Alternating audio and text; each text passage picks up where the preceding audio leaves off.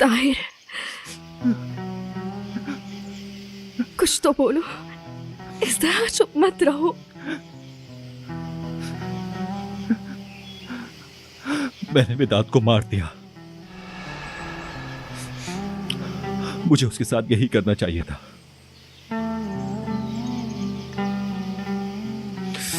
अब मैं खुद को पुलिस के हवाले कर दूंगा।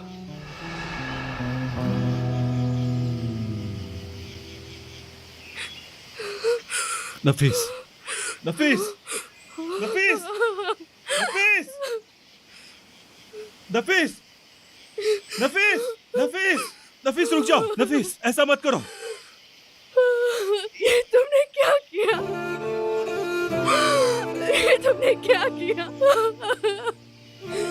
सब मेरी वजह से, मेरी वजह से हुआ। नहीं नफीस, तुम्हारी वजह से नहीं किया। मेरी वजह से तुम कातिल बन गए ताहिर। काश के मैंने उसे उस दिन मार दिया होता। मैंने तुम सबकी जिंदगी मुश्किल में डाल दी। कसूरवार हूँ मैं तुम लोगों की खुशियाँ छीनी है मैंने। सब मेरा कसूर है। तुम्हारा कोई कसूर नहीं है, तुम्हारा कोई कसूर नहीं है। ताहिर, मैं तुम्हारे बगैर कैसे रहूंगी? अगर तुम्हें सजा हो गई तो मैं तुम्हारे बगैर मर जाऊंगी। संभालो खुद को। ताहिर, अब बताओ क्या होगा? तुम्हें सजा तो नहीं होगी ना? तुम जेल तो नहीं जाओगे ना? नफीस प्लीज ऐसा मत करो तुम। मैंने और भाई ने हर चीज के बारे में बात कर ली है। तुम और गीत भाई के साथ रहोगे हमेशा।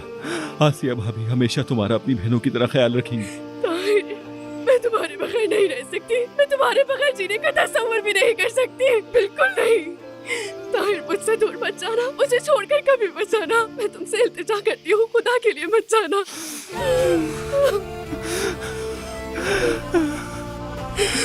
नफीस देखो, मैंने वेदांत को मारा इसलिए मैं हथियार डाल रहा हूँ। अगर मैं उसे नहीं मारता तो वो हमारे खानदान का जीना हराम कर देता। तुम्हें और गीत को सुकून से नहीं रहने देता। फिर आप हथियार क्यों डाल रहे हो? क्योंकि मैं अपने ज़मीर को समझा नहीं पा रहा हूँ।